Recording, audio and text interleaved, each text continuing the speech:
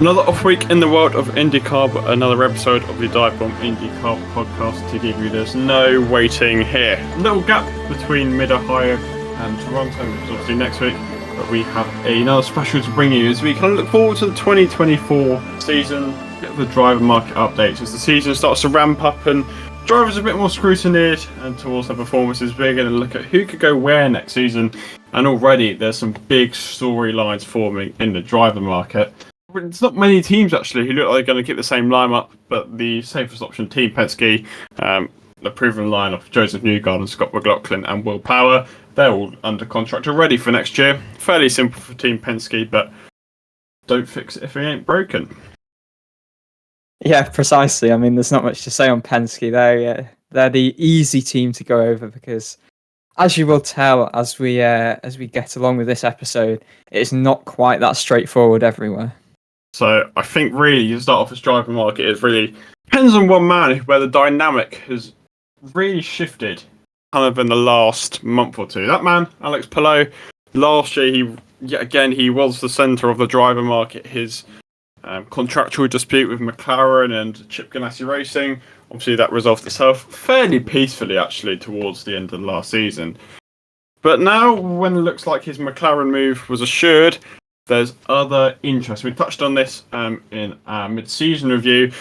There's some F1 teams sniffing around at Alex Palou.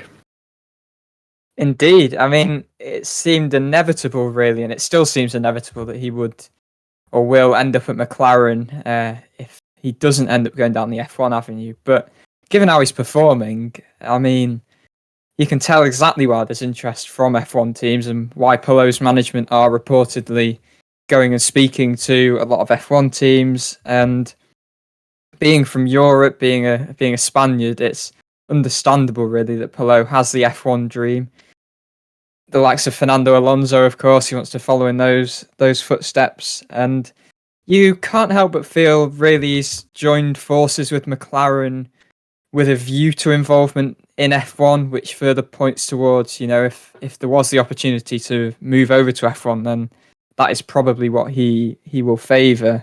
Really, though, if he is to stay in IndyCar and go to McLaren, it does seem strange, doesn't it, after the whole debacle last year, that he will just end up leaving Chip Ganassi when there seems such a they're so good. They're just the way they operate is just fantastic. The number 10 team at the moment, and it just seems really the damage done in the whole dispute last year. It's kind of irreversible. Palou's already got these agreements with McLaren. I wonder if there are any regrets really that he's not going to stay at Ganassi. But yeah, I mean, he's the dominant force in the series, so it would be understandable if he does end up in F1. I think it would be a shame to see Palou leave IndyCar. And actually, he's not legally allowed to speak to any team until September after the UNISACA, but at the same time, there's no way he doesn't go to McLaren if he does stay in IndyCar. And you do look at his form, and you just think, does he want to change his mind? He's in the best car with the best engineers, the best strategists. His IndyCar life at the moment is going perfectly. He's driving supremely, and McLaren are starting to prove themselves in IndyCar, but they're not quite the complete package. I don't think once you look at someone like Chip Ganassi and you think, yes, they are the complete package. Do McLaren provide that in IndyCar? No, and it's a surprise move. And last year, I think Tony Kanaan said everyone's going to fall off their seats when they find out who the McLaren driver was, and he certainly was not wrong. And even now you think it's a bold move, but it's something, if Palou wins at McLaren, he's going to go down as one of the greatest of all time. Yeah, I think McLaren this season has been really well. I don't know that much compared to other seasons, but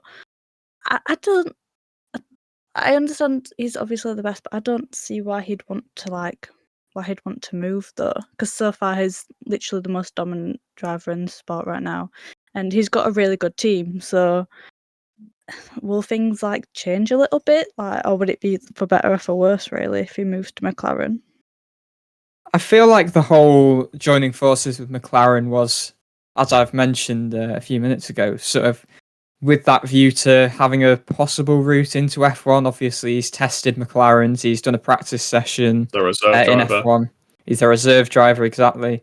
So that's the opportunity that McLaren opens up in F1. But actually, sort of a year on from the whole dispute, you can't help but feel there would be F1 avenues regardless of whether he had those McLaren links. Because if he's getting into F1, it's probably not going to be with McLaren. It's going to be through what he's achieving with Gasly. But you do look at the F1 market, obviously, it's a slightly off tangent, but you think, where could he go? I mean, there's no top team who are going to risk him at the moment. There's no top team really who I can see change their driver lineup in Formula One. So kind of look, Alfa Romeo, maybe Haas. Looks like they're going to keep the lineup. Would you want to go to a lower team though? Lower down team? Well, I think if you're Pelot, it's a now or never opportunity.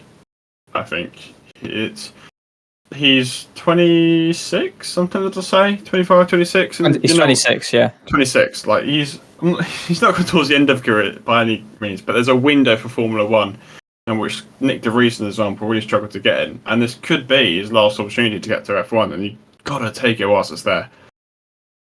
Yeah, I agree for sure, and I think you mentioned Nick De Vries. I feel like AlphaTauri could be the opening, possibly for Pelot.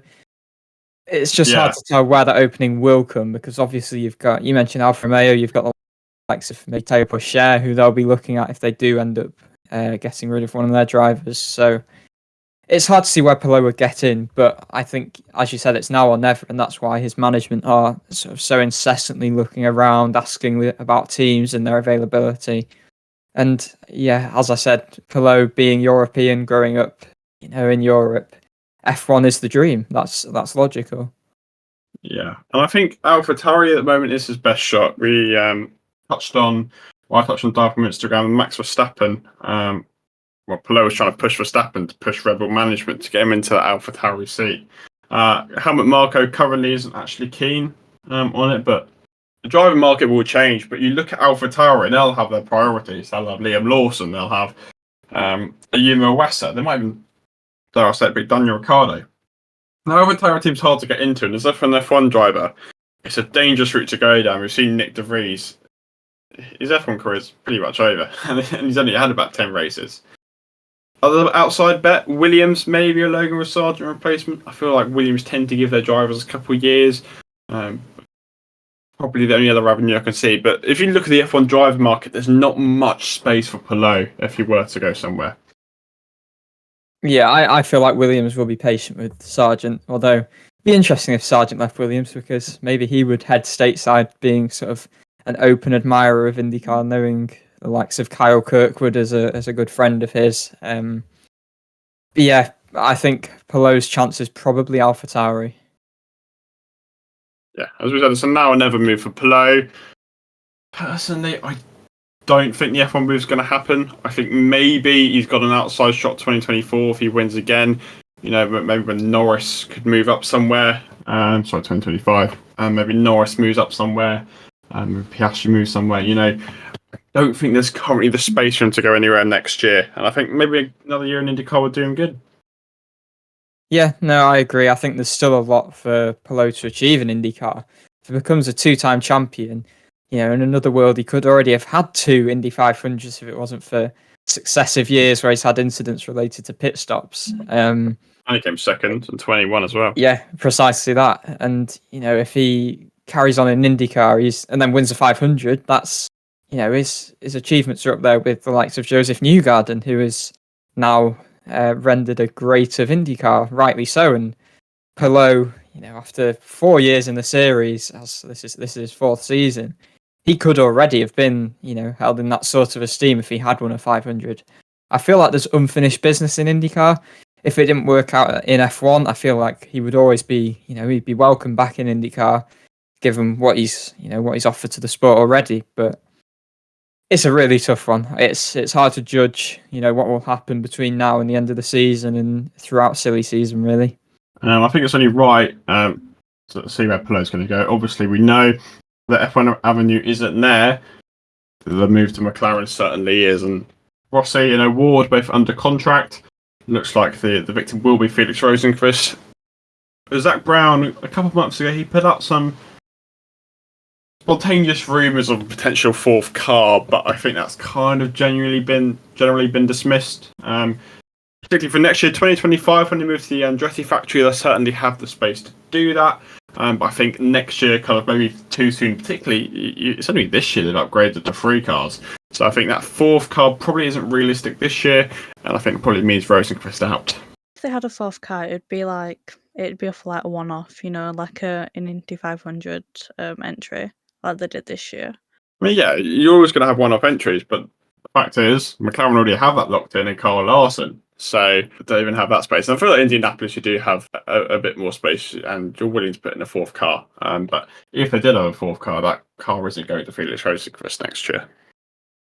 Yeah, I think Felix is probably in trouble in terms of his McLaren seat. I think the only way I can see him staying, I think he would be the most likely person to be in the 6th car next year if Palou was, say, to go to F1 and he wasn't to drive for McLaren in IndyCar. But yeah, I feel like Rosenqvist is going to be the victim of Palou moving over, and ultimately Palou is a superior driver as much as I think Felix has done a decent enough job this season. He's been relatively on par with his teammates for large periods. I think he's been vastly unlucky, especially look at the last couple of races where he had the contact with VK.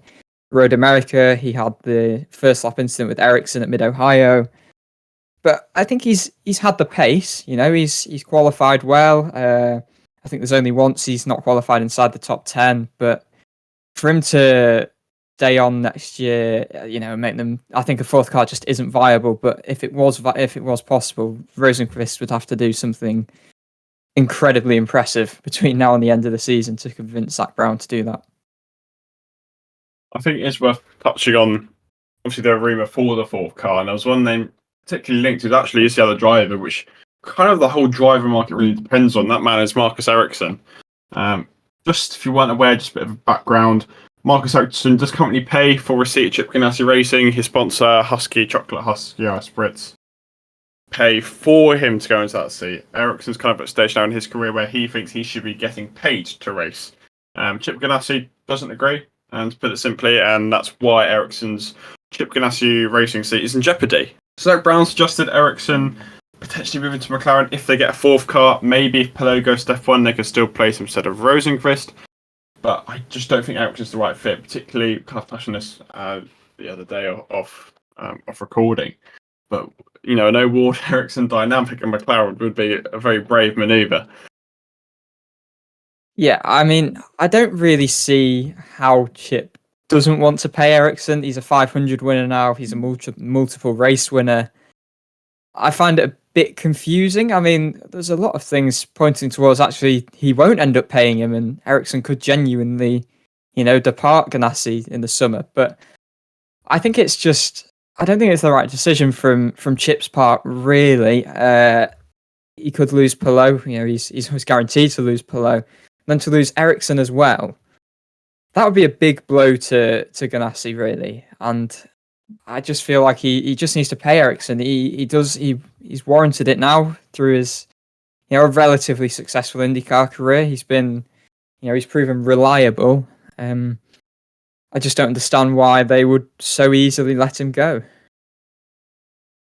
Yeah, I think if he was doing bad and crashing out all the time, I'd understand it. But he's doing really well, and he is keeping up with his teammates.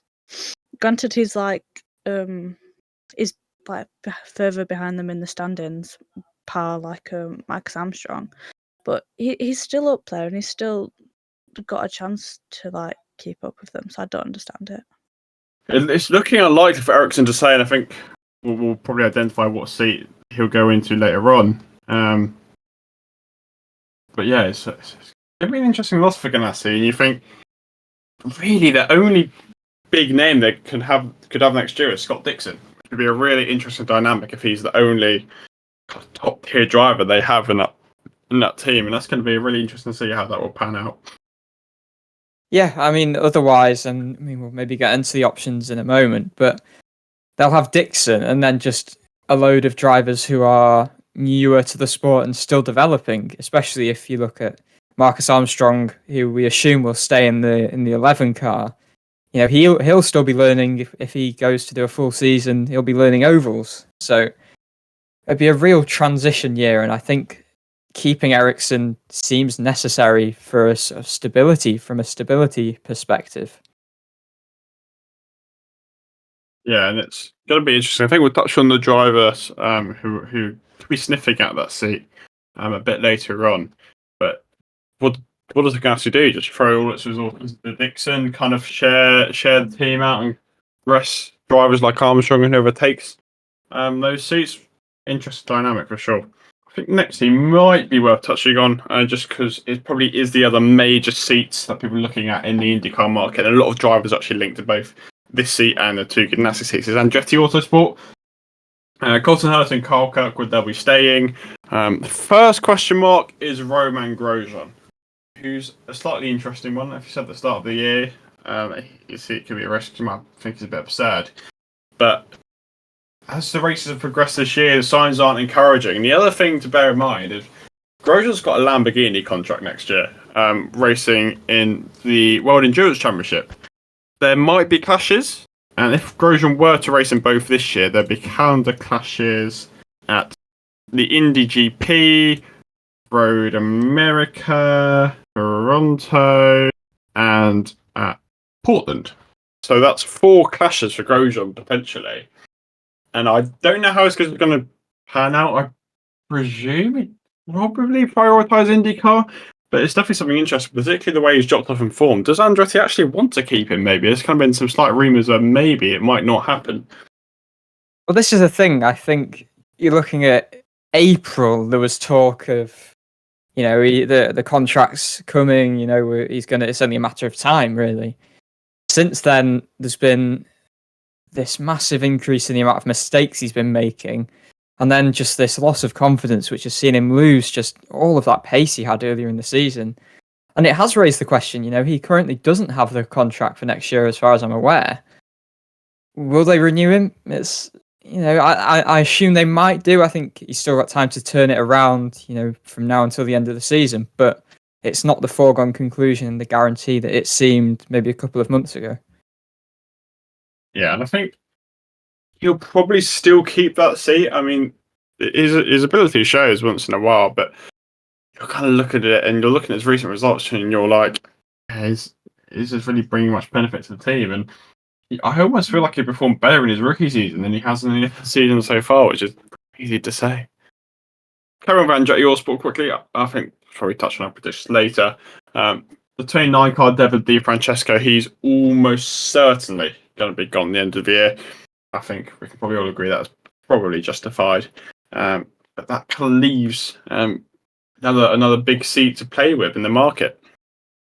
Yeah, I mean, DiFrancesco has flattered to deceive, really, on the whole. He's shown some solid weekends, but there's never been anything more than solid. And when he's not having a solid weekend, he's having a bad weekend. So he's shown a bit of improvement, and maybe that could make teams elsewhere consider him. But there are better prospects in terms of this young crop of drivers in the series that, Andretti will prefer to have in that 29 car, I think.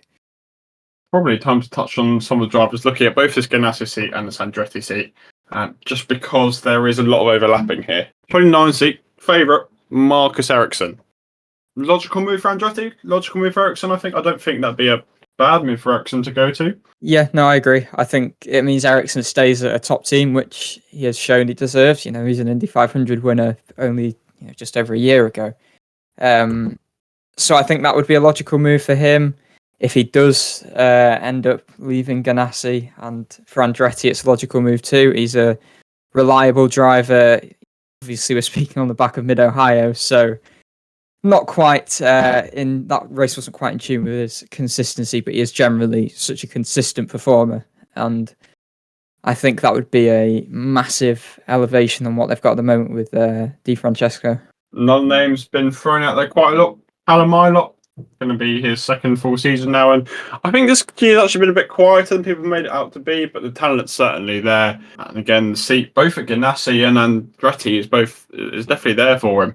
I think he'll probably claim one of those two seats at season's end. Yeah, I think I would probably say if Ericsson does end up staying at Ganassi, I almost feel like Ilott would possibly be the favoured option for both of those teams in the 29 car or the 10 car. He's proven himself, obviously, before IndyCar in Formula 2, but since he's come to IndyCar last season, being his first full season as a rookie with a single car operation, who, as far as I'm aware, were new to the sport, weren't they? Yeah, so he did a couple of races at the end of 21 and then full-time quite a lot last year. Yeah, but he was really standout for that single car operation last year, and stepped up this year. He's, Canapino's been close to him on occasion. I still feel like Ilot's really had the measure of him. He stepped up as the team leader. We've not got much evidence of how he's led the team, but I think it's interesting, maybe with relation to Ganassi, the way that Ilot is performing, I would say is, he's similar to Palou when Palou was at Dale Coyne, and he's performing for a smaller team in a similar enough manner. And I think that will appeal to Ganassi, and again, it will appeal to Andretti if, the 29 seat isn't going to Ericsson, who I would agree is probably the most likely person to assume that seat if he does leave Ganassi. Yeah, I would like to see how he does as well in like a top team, because I feel like he's doing all right now. So I hope that he could transfer that onto like the bigger team and improve on that, and then Yeah, but let's see how Ilot does, and the potential stuff for there. And I think it is. He's now at the time where he should step up to bigger seat for sure. Yeah, it does feel about time. I think 2 years at a smaller team where he has, he's definitely proven. Look at the Indy 500 where he was having such issues with his car, still manages to qualify. Ended up finishing. Did he finish 12th? I think, if I remember correctly. Yeah. That's just proof of his talent, really, and he's shown it time and time again on different tracks that he is worthy to make that step up. And I think the other name who's been really thrown in the hat, particularly after these substantial rumours, David Malukas. It's pretty clear he's going to be leaving Dale Coyne Racing at the end of the year. He'll presumably take his dad's team, HMD Motorsports, with him to either Ganassi or Andretti. I'd say currently, where we are in the market, is probably more likely to go into the Ganassi seat. Again, both options are certainly open for him. Yeah, I do wonder if Ganassi lose Ericsson's sponsorship, whether they will, Malukas will appeal to them because he will bring the HMD sponsor on board. I think Malukas is similar to Ilot, really. He's shown enough in 2 full-time seasons that, well, obviously the season hasn't been completed yet, and I think even in a tough season, as Malukas has documented, he said the chemistry's not quite been there. It's not been a great feel in the team because they've been slightly out of the window. Malukas has still, pulled out performances like at Mid-Ohio, finishing 6th earlier in the season, 4th in Texas. That's enough proof, I think. Again, obviously you've got the last year as podium at Gateway. He's proven enough to suggest that his desire to move to a bigger operation, is really warranted. Yeah, I think similar to Ilot, it's a time for Malukas to step up. And we've touched on this in the mid-season review. He's a really likable guy, and I think for teams, he's a very marketable character, which is really good for Malukas and the team. And I think he's performing at a level where maybe some of the team like Chip Ganassi take a risk on him. What have you got to lose? And Chip Ganassi is a really good nature, kind of nurturing drivers like they did with Palou, and I think he'd be a nice fit there. Yeah, I think personally, if they do have 2 seats free at Ganassi, I would probably give them to Malukas and Ilot. I just feel like they are, in terms of drivers that are going to be free in the market, because obviously Christian Lundgaard, who we might come on to, is also within that young crop and arguably the most impressive, but he still is under contract. So I think from those who are free, I would say Ilot and Malukas are the 2 most promising that Ganassi would probably take on board.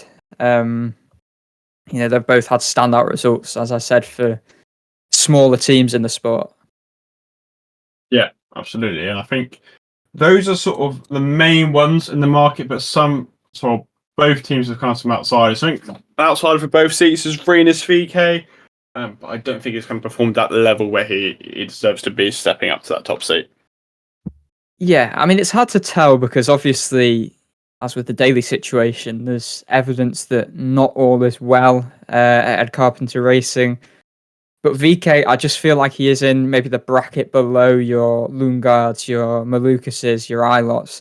He's got potential for sure, and maybe he could, make a step up, but somewhere between those top teams and Ed Carpenter Racing, who seems to be, one of the lowest performing teams, if there is a midfield, because it does seem the midfield has gradually sort of dissipated a bit. But yeah, I think it'll be hard for VK to get a move this off-season, really. I personally can see him just staying in the 21 for another year, but I think there does come a time where he has to try and make that step up. But I just feel like there's so much competition from other young drivers, and like aside from VK, he's qualified so well in every Indy 500 appearance. However, he's won a race. He's got a few. How many podiums has he got? He's got a few podiums. He's got a win. Yeah, but that was all a few years. Well, did he got a podium early last year? Last year. Yeah, he got a podium early last year. But I feel like since he's not really proven enough. 4 podiums. 4 podiums, right? Yeah, I feel like since for the last year, really, where the likes of Ilott and Malukas have stood out, I feel like VK's IndyCar career is kind of, I don't want to say stagnated, because you can't expect that much from ECR, but I just feel like there's better options that those teams will prefer. Yeah, I agree with that as well. I don't see him. I just don't see him making that change up to Ganassi. Kind of looking some outsiders then for the seat. We'll start with Andretti, kind of their Indy NXT guys. So the main ones, Hunter McElroy and Louis Foster. If they win the title, I honestly say this is probably an outside choice for Andretti. They tend to put their large prodigies in a smaller team anyway, but again, certainly possible, I think, for them. Yeah, I think, as you mentioned, Hunter McElroy and Louis Foster are the two that stand out for me. Louis Foster, he's the reigning USF Pro 2000 champion. He's the only driver in Indy Next this year to qualify inside the top 5 for every race so far. So he's clearly got the base, and he's adapted very quickly. He got his first win in Mid-Ohio. Some bad luck, really, that prevented some better results. But as you say, I feel like any of their Indy Next drivers are probably outsiders for the seat. I feel like they'd put someone a bit more, experienced in the seat, because obviously they have Colton Herter, he's experienced now, but he's fairly young. You've got Kyle Kirkwood, who's still young. Romain Grosjean, if he keeps his seat, is still relatively inexperienced. So you'd probably shove someone like... Shove, that's a bit of an aggressive word, but you'd probably put Marcus Ericsson in there. I would still say that he is just the favourable option if he does leave Ganassi. And sticking with Indy NXT drivers, Chip Ganassi Racing, their own prodigy, Kiffin Simpson, who has a huge budget and obviously is a Ganassi affiliated driver. I say this one, there's kind of been rumours whether they want him to have another year, but if there's a seat, he could very well go to it. Yeah, I do feel like that is entirely possible. It's not unprecedented to have a third year in Indy Lights, Indy Next. So he could well have another year. I think there is a consensus that he isn't quite ready yet. He got his best finish so far in Mid-Ohio, second, but he's only got 2 podiums in 2 years. He brings the budget, and that might be all that matters, really. I think he is a guarantee at some point, being on Ganassi's books, and that does make you question, would they put Ilott and Malukas in when you've got Simpson, who would more than likely, be targeting a seat for 25.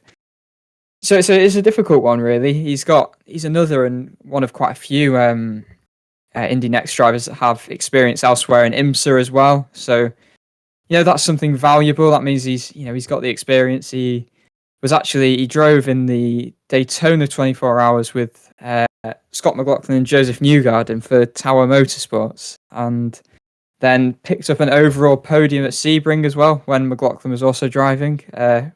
Winner in class in LMP2, but yeah, I don't know. I don't know with Simpson yet. I'm not completely sold on him, but I feel like it's inevitable because of the whole budget factor. Yeah, I think it will happen, but the general consensus is it'll be another year, most probably. But where the space is in 1 year is the next big question. You know, if they keep Armstrong and with Dixon, they sign someone like Ilott and Lucas. Where does he fit in? Yeah, that's exactly what I was thinking. Like, it feels like if they're going to put Simpson in, they might have to do it this year, because you don't just put two young drivers in and then a year later, just bin one of them off, unless they maybe put Armstrong in for a second year, and if they're not completely sold on him. But if they end up being sold on, their three younger drivers, then where does Simpson fit in? Yeah, very, very tough question for Ganassi. Still got more options, I think. As Ericsson goes one way, there's been another rumour where Di Francesco could go the other way, which would be a wild move.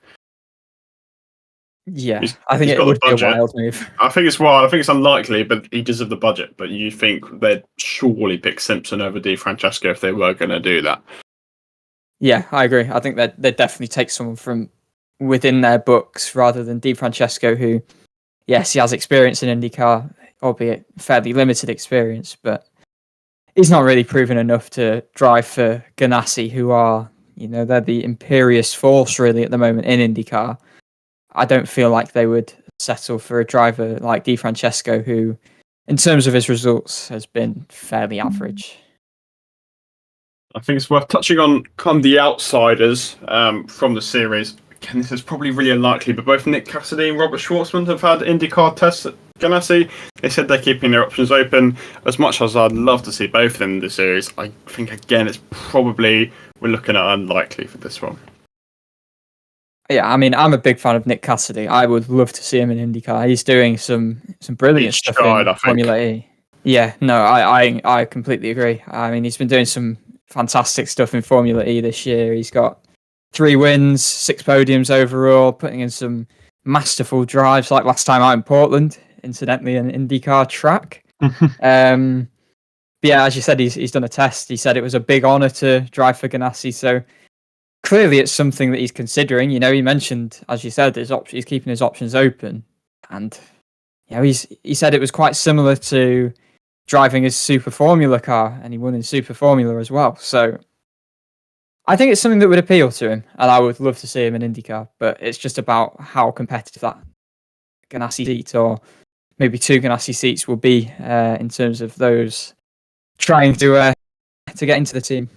I think it's something Ganassi should definitely consider. Kind of a rookie, but an experienced driver, and it's kind of worked in the past. Like the most direct example I've kind of got, Scott McLaughlin, again from New Zealand, kind of like a more random background than what we're used to, but he fits in reasonably well. And again, at a top team, I can see Cassidy performing at a similar level to what McLaughlin does at Penske.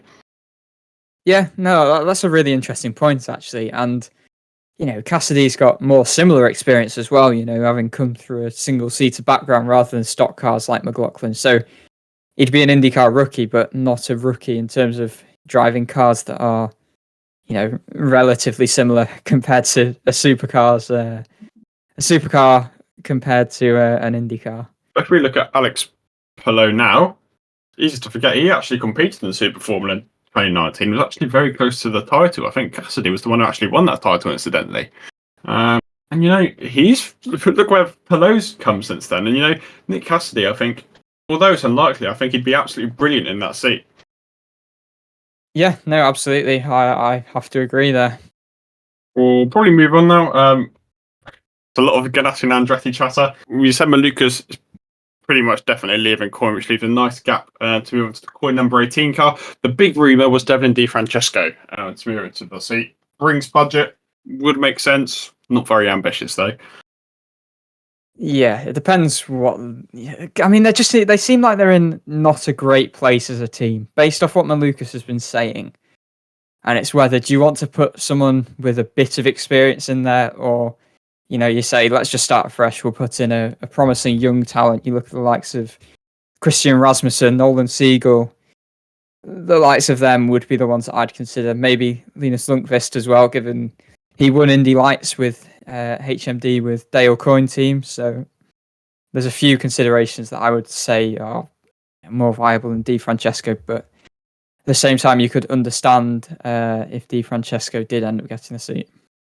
I think there is sort of that gap in the market currently for an NXT person to step up. I think Nolan Siegel in particular has really shone in the DCR car and NXT, and Christian Rasmussen again. He's kind of in that ballpark as well, and I think maybe the winner of those two could be the one who progresses up, which would be a really interesting dynamic. Christian Rasmussen, ex-DIVEBOMB sponsored driver, which would always be nice to see them progress. But yeah, either one of those has got a good chance. I think Linus Lundqvist also obviously won a title for DCR. I can see him going to another team, which we'll probably touch on later. I think the one you didn't mention, Daniel Frost, is pretty heavily rumoured. Again, a Dale Coyne racing driver in Indy NXT.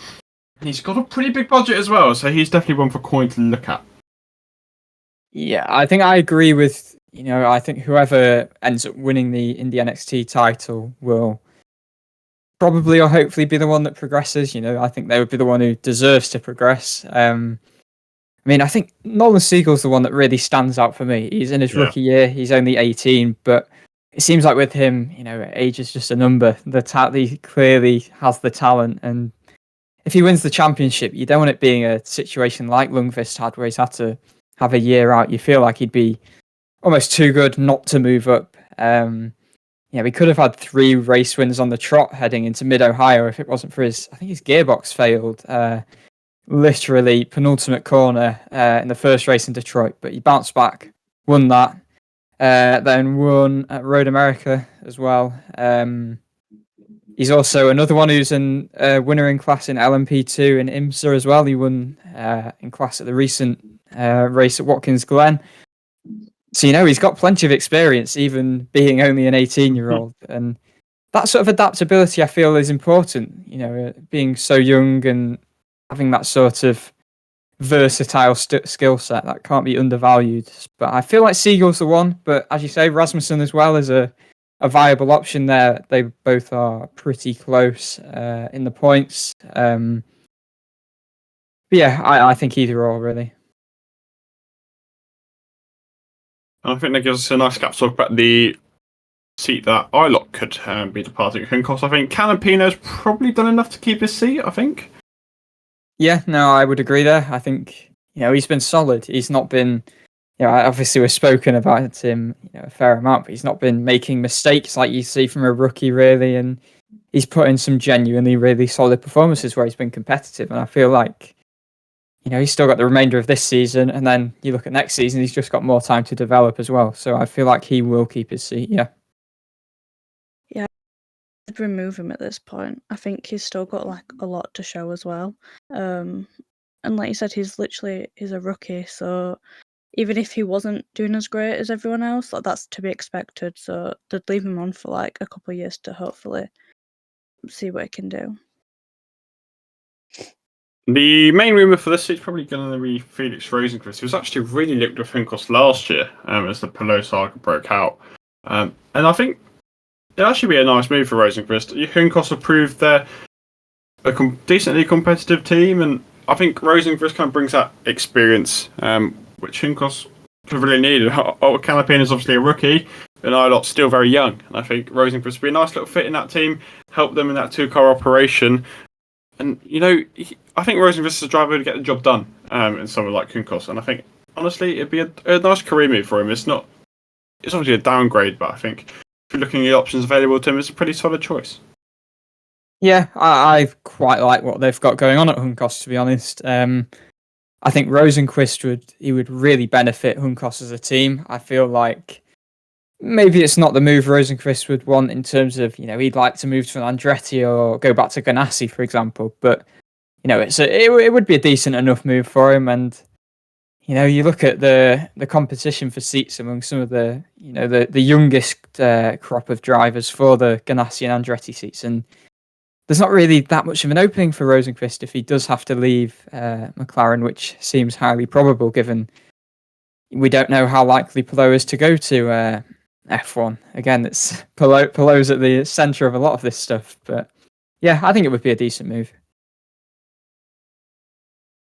I think he'd bring the consistency as well. That not saying that they're struggling, but I think he'd just be a massive benefit to the team as well. But I think some of that experience would be a real benefit to Hinkos.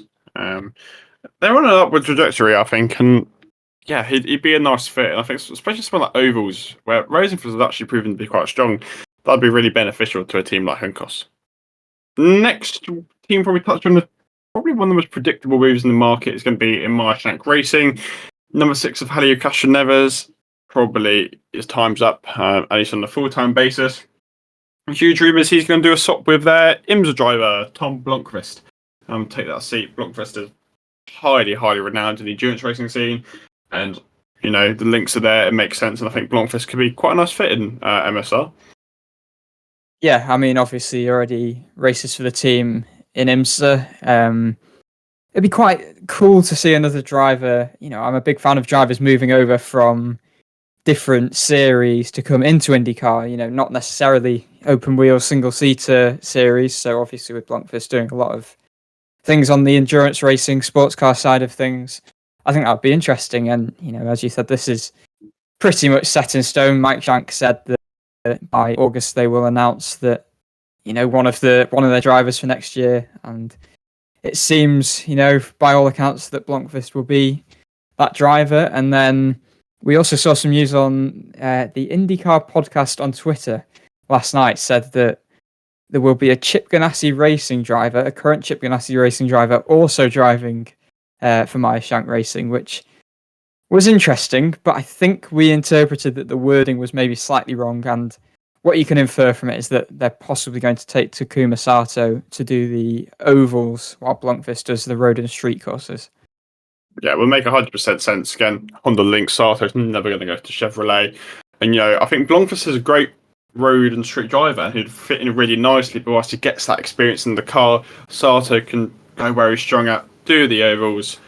Nice little match there, I think, at MSR, and that would definitely work out. I think it'd be a nice move.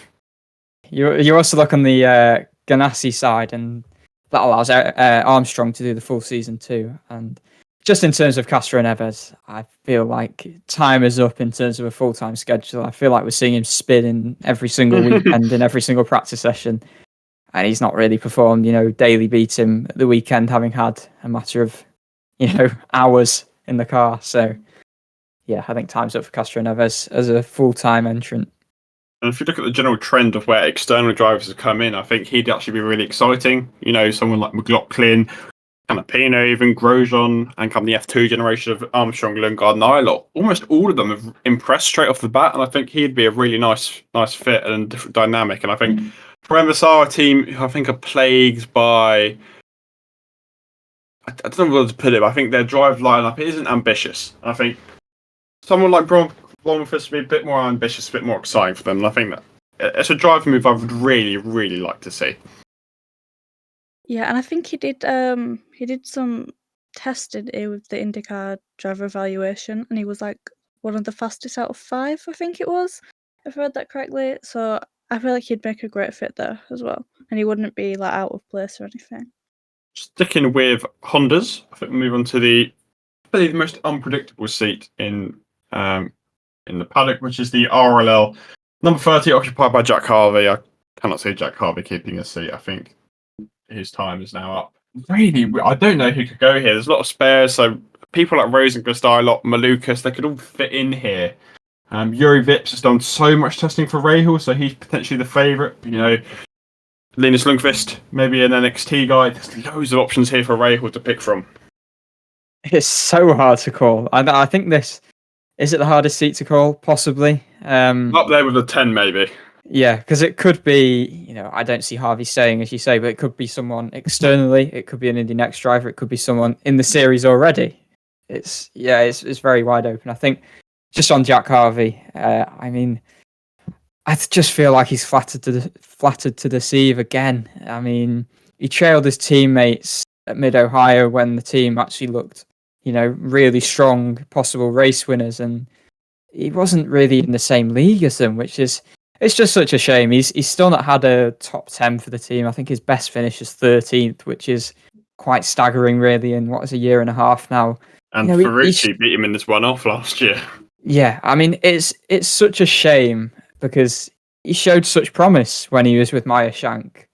and he just hasn't managed to pick that up since making the move to RLL. And, I think his confidence has taken a hit, and that's just kind of led to a bit of a spiral. He's obviously one of the greatest moments of the season with bumping Graham Rahal out. That was a ridiculous thing, but I think that might be all he'll end up taking away from this season, and I don't feel like he'll have a seat next year. There's no way another team going to pick up in his current form, and it's really hard to predict. I think probably I'd go for Yuri Vips just because of the link he's had with the team previously, and come that F2 crop, he'd fit in quite nicely. But yeah, really, really hard one to call for Rahal Lanigan. Yeah, I think Vips is probably my pick as well, just because of, as you say, those testing links. You also had Toby Sowery did a few tests. But he's struggling to even put together full seasons in Indy Lights, Indy Next because of, I assume it's budget issues. I think I remember seeing, and he actually has done 3 rounds this season. He got a podium in the first of them, having not competed in the series in 2022. But yeah, he's done some tests, but he's an outside option. You also look at Indy Next drivers I've not mentioned. You mentioned Daniel Frost. He is another that would bring a budget, but he's in his 3rd season. He actually finished lower in the championship last year than he did in his first season. He's 7th so far this season, which is the same he managed last season. So I think the Indy Next drivers you're looking at to move up would be Siegel, Rasmussen, wherever they can get in, really, I would suggest. Then you've got the outsiders of the likes of Foster and McElroy, but yeah, I think they'll probably look outside of the sort of IndyCar ranks, and I reckon Vips is probably the one I would favour for now. Yeah, I mean, there's a lot of internal paddock manoeuvres this year, and I think fair enough. When you look at someone like Rosenqvist, I think he's a driver teams would definitely want to pick up on kind of the movers of Eilert, Malukas, Ericsson. There's not really much space for his NXT guys. There's not many people who seem to be departing at the minute. Yeah, to be fair, Rosenqvist could be an option for Rahal, I guess. An outside one, I think. But would he just stick with Hunkos? It's another Chevy team. Yeah. I think engine manufacturers have a larger role to play, I think, than we actually might consider. And that's something which is actually maybe put some doubts towards Eilot's move to Ganassi. I think that one's probably a foregone conclusion. Very close to. But yeah, I think I can't see Rosenqvist going to Rahal. I think it'd be a really good fit for Hunkos, but yeah. Maybe Rahal needs to scale back. I don't think they will, but something they could actually consider, maybe. The other probably mainstream seat which is available is the number 20 ECR. Con Daly obviously lost his seat, and I think we were fairly disappointed at the move to replace him with Ryan Hunter-Ray. Can't see Ryan Hunter-Ray this year. Again, the general consensus probably is going to be Linus Lundqvist, just because he's got the links with the team, and I think maybe once Hunter-Ray's done there, he can move back to an advisory role maybe at ECR, and then they could easily put Linus Lundqvist there. I think it makes a lot of sense. Carpenter need a promising driver. They don't really have it. VK's alright, but it doesn't really have that promise he showed at the start of his career. I think Lundqvist would be a positive move for them. Yeah, I feel like Daly was always probably going to move on at the end of the season. And yeah. I'm not going to speak more about Daly's departure because we've spoken enough about it, but Lundqvist would have been an option, but again, I think it would have been harsh throwing a rookie in mid-season when there is this supposed disarray. In terms of Hunter-Ray first, I question whether he really wants a full-time seat. It was always maintained that his ride at the moment is a race-by-race thing. It looks like he probably will end the season, but he didn't compete full-time in IndyCar last year. I feel like he's kind of done for his full-time career. He's obviously come in. He's been intended to maybe stabilise and use his expertise to maybe just elevate the performance where there are a few shortcomings, even internally. I do feel like they need to look to the future, and Lundqvist deserves a seat. I think there's definitely a consideration because of the testing he's done with the team. I think really if he doesn't end up in a seat somewhere, it's a bit of a travesty that the Indy Lights champion from last year would go 2 years without getting an IndyCar seat. That wouldn't seem right. He won 5 races. He got 9 podiums overall in 14 races last season. He finished in the top 4, in all bar 2 races, and those other 2 races he finished 5th and 6th. And that says all you need to know about his form last year and why really he's one of the most talented drivers we've had in a while in the IndyCar ranks, and he needs a seat. So those sort of the mainstream seats. There's a couple more outsiders, but I think what we'll do is go from team by team, just basically make our personal predictions for next year. Maybe we could throw some names we want to see, but pretty unlikely. I think we'll start off AJ Foyt, currently with Ferrucci and Peterson. I don't think any of them are actually contracted for next year, but I can't really see change coming at AJ Foyt, personally. No, I can't see any change there either. I reckon they'll give Peterson another year, and Ferrucci, it was an honourable performance in the 500, and I think that alone leaves him credit in the bank. And they've been a bit inconsistent on the whole, just as a team, and I feel like their drivers will be given another chance next year. Yeah, I think it's going to stay the same. I can't see it changing. Yeah, there's no reason to. I think Ferrucci's... I don't want to say he's there only for the Indy 500, but I think that's a significant reason why he's in that role of the team. And before mid-high, Peterson was having a decent run out. But I think rookies tend to get 2 years in this series, and I think Peterson carries on bringing the budget he's got. There's no reason for AJ Foyt to drop him for this year at least. I don't want to be rude to drivers. People like Dalton Kellett, they've kept him for a couple of years. It's not out of the picture. And just your Autosport, 28-29, both up for debates. I think we're all going to say Grosjean stays. Yep. Yeah. 29, big question mark. I think probably will all lean towards Marcus Ericsson for that seat. Yeah, I am. I just see it at the moment, and based off what different journalists are saying, it just seems unlikely that he will remain at what continues to be a standoff. And soon enough, I think maybe it's August that they're allowing Ericsson to speak to other teams. But yeah, I just don't see an agreement coming. I think if Ericsson's going to move, I think he's going to go to Andretti. If he doesn't, I think it's going to be Eilert. Ooh, yeah, that's an interesting shout. I think probably how far Chip Ganassi and Marcus Ericsson are apart. Although I think Ganassi is probably making a mistake there. I think he probably will go to Andretti. Makes sense. Arrow McLaren. Anyone think they're going to go to 4 cars? I think it's pretty unlikely next year at least. Yeah, I don't see it. Because as you said earlier, that would mean having to go to 5 cars or just telling one of their drivers that they couldn't race in the 500, which... I'm saying that to either Pato Ward, Felix Rosenqvist, Alexander Rossi or Alex Palou, who are all unbelievable at the Indy 500 Exactly. would be a mistake. And then the big question I think remains the 6. Basically, the question is, does Palou go to F1 or not?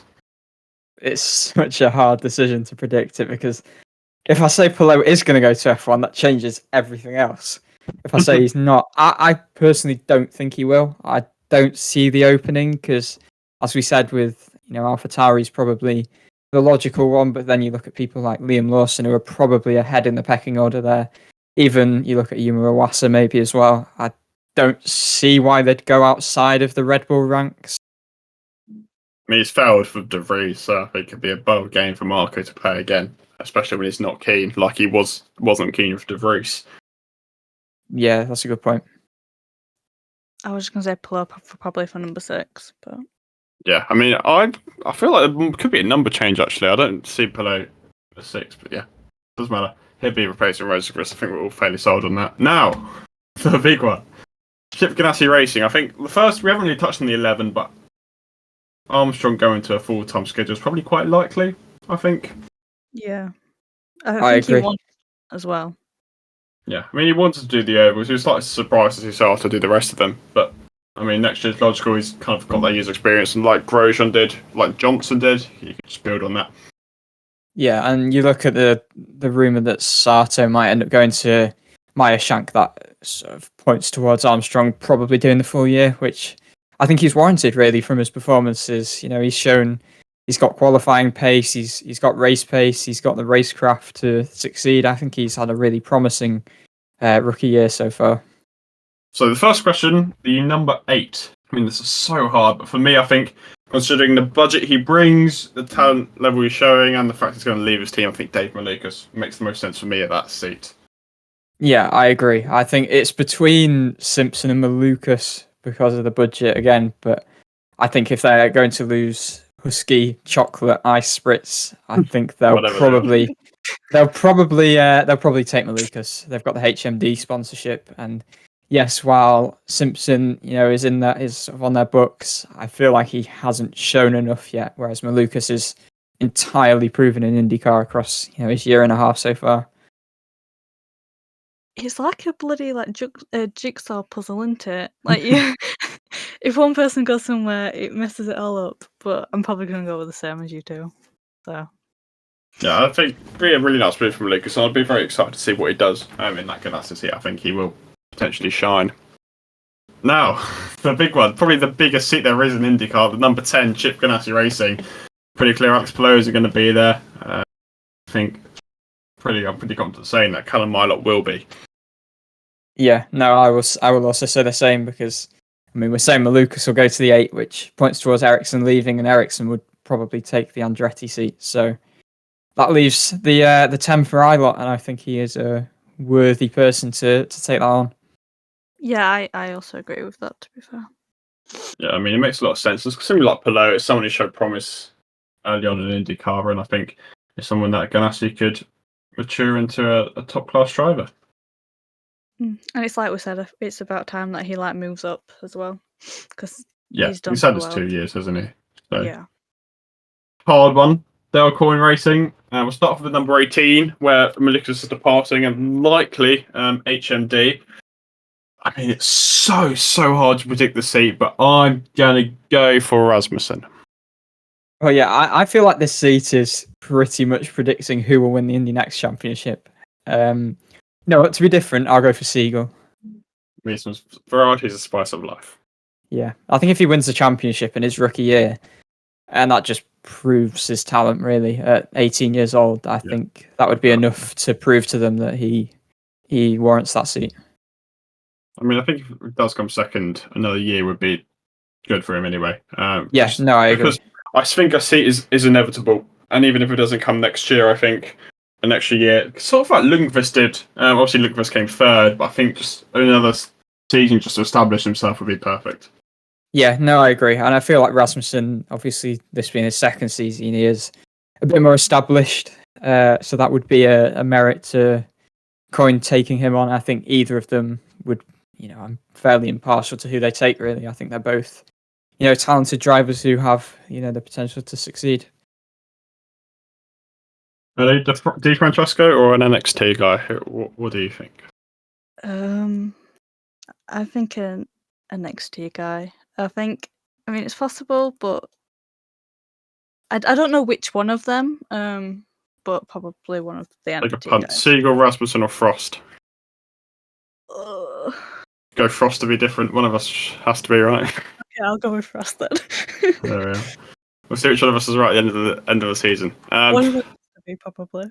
If Di Francesco gets the seat, I'm going to be gutted now. 51 is actually one we haven't touched on. Stingray Rob currently occupies a seat. Friend of the podcast. I think, as we said, rookies tend to have 2 years. I think Rob will probably get an extra year in that seat. Yeah, I've got faith in Stingray. I think he showed a bit of an upturn in Mid-Ohio, and hopefully that continues, because he proved last year. I think he finished second in the Indy Lights Championship, didn't he? So he's clearly no slouch, and I feel like it would be very harsh to get rid of him after 1 year.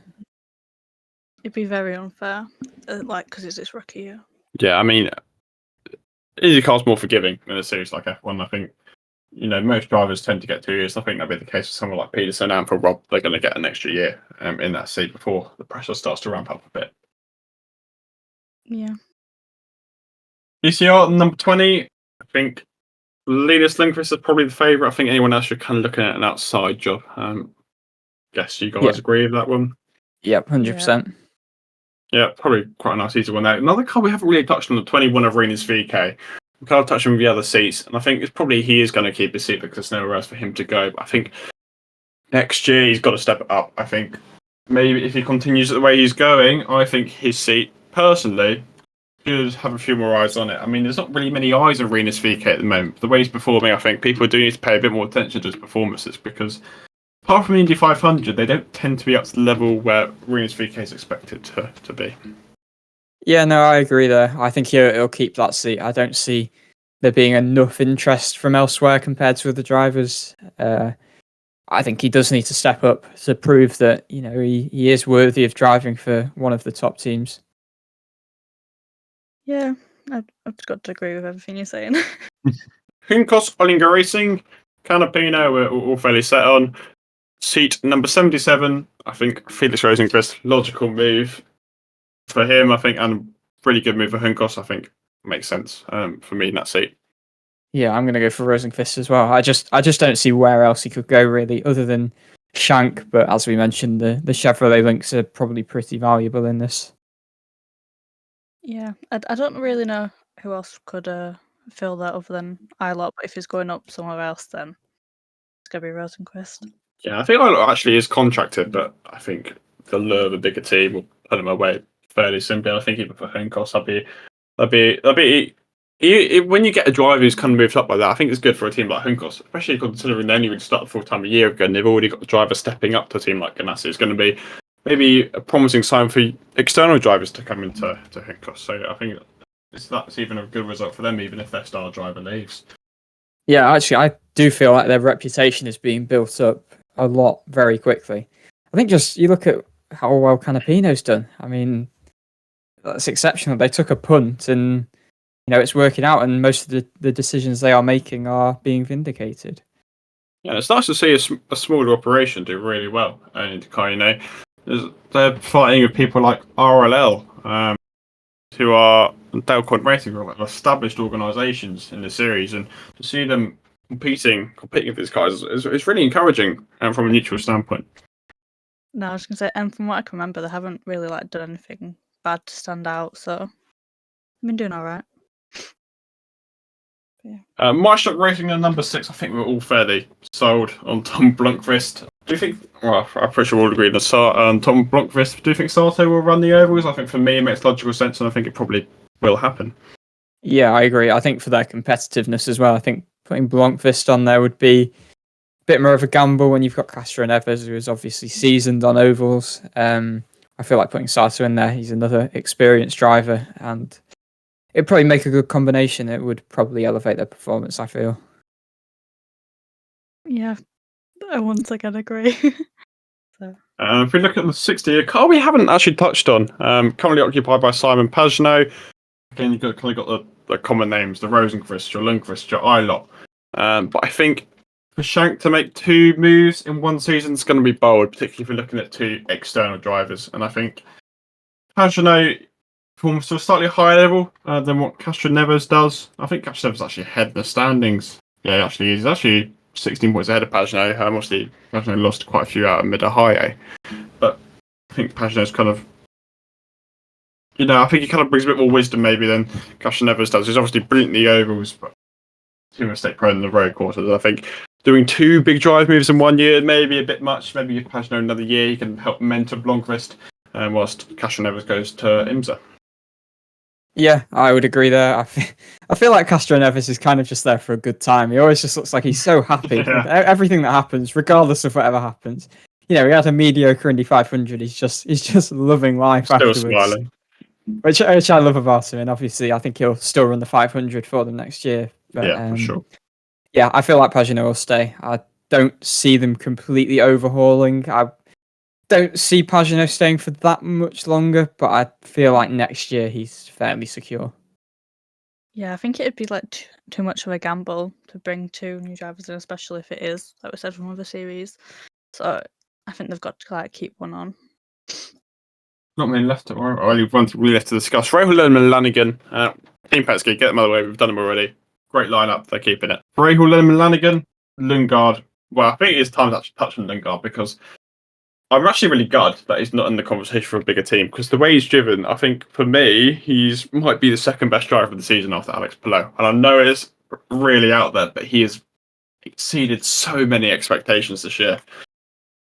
Yeah, I think obviously he's still got to prove himself on ovals because RLL have not been competitive enough. But to be fair to you, if you look at the RLL package, for the last 2 years, they haven't been strong on ovals, and his metric is his teammates. And he in the Indy 500, he genuinely looked quite comfortable on bump day compared to his teammates who were in a right old right all pickle on bump day.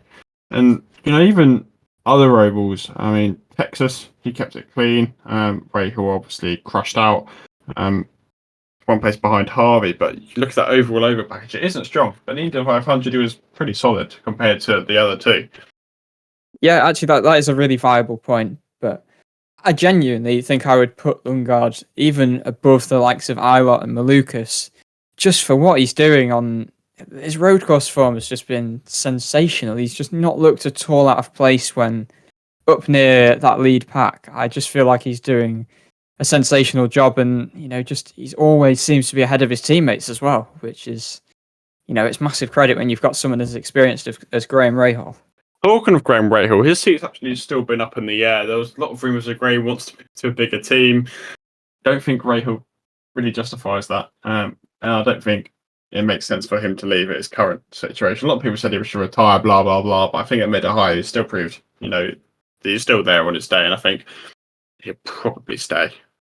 Yeah, I don't think he can do better than what he's got at the moment, really. I think obviously their road course form has shown, there's signs of, shoots of life there, really. I think there's, maybe they are on a bit of an upward trajectory. I think they've obviously made a few personnel changes, and personally, Rahal can't do better than what he's got at the moment. And I don't see him moving. I think he probably will stay in the 15. Yeah, it makes sense then. The big question, the 30. This is just so unknown. I'm going to have to say what I said out of Eurovips. I think F2 drivers are proved where they are, and if you look at the available drivers after that, there's not really too many, and I think the risk paid out of Lundgaard, and he's kind of now as Lundgaard's kind of built up that experience, put Eurovips in. Yep, agreed. I think F2 drivers that have come over do seem to generally succeed. You look at Eilert, you look at what Armstrong's doing this year, obviously Lundgaard, and I think Vips would be another one to fit in that bracket, and I think he would have success. Yeah, I don't know how else to phrase I agree. There we are, we're pretty much all agreed apart from coin seat, but I think that's just a guessing game. There we are, your DIVEBOMB IndyCar Podcast predicted 2024 grid. We'll see how many we get right in, I don't know, like September, October time. Obviously, you're going to have the one-off entries next year. You can't predict them, that's going to be a lottery. Early prediction, actually, Conor Daly to Ryan Reinbold. That's the only prediction I'm making. Yeah, I was also just about to interject and make that exact same prediction. I think, maybe just to briefly touch on Daly, it's such a shame. I feel like he needs to be in IndyCar. Obviously, he's so passionate about the sport. And he showed that he is a really dependable driver when he stepped in at the weekend. And could he be an option for Shank over Pagano? Maybe. I don't think he will be. Outsider. I just feel like there's more attractive options than Daly, and that's a real shame because I feel like he is a genuine addition to IndyCar when he is racing. By all accounts, he's trying his hardest to try and find an avenue back in, but I just don't personally see it happening. Obviously, BitNile is his big sponsor, and now still with ECR, and they're not going to support Daly elsewhere because of that. Hopefully he gets to do the 500. I think it would just be heartbreaking if he didn't get to do the 500. I mean, if you look at his results in recent years, the team would be insane, especially one of like Ryan Reinbold to not pick him for a 500 seat. Yeah, he's got those links now, as you said, with having done Nitro Cross. So I would be shocked if he didn't do the 500 for them. Oh, actually, I got one more prediction. Marco Andretti in 98. That's a bold one. It's a bold one, I think. Really bold. You're going out of the box there. Yeah, I think Marco Andretti will. Carpenter on the A3. What else are we saying? Yeah, Carpenter. I wonder how long Carpenter will actually stick around and want to continue doing the ovals. He's 42 now. Maybe as soon as next year we could see him drop down to only Indy. I mean, it's not out of the range of possibility, but he seems to enjoy what he does still. Yeah. So interesting one. Carpenter. We'll see. There is your 2024 driver market update. We might have another one later on towards the end of the season, but at the moment, our kind of predictions look fairly, I don't think set in stone, but look fairly likely. We're back next week for the Honda Indy Toronto as we go back to Canada. And then the week after that, we are back at the doubleheader in Iowa. Pretty busy couple of weeks coming up ahead of us. So there's, again, as always, loads to look forward to in IndyCar. And we'll see you next week for our Toronto review. Have a good week, and we'll see you then.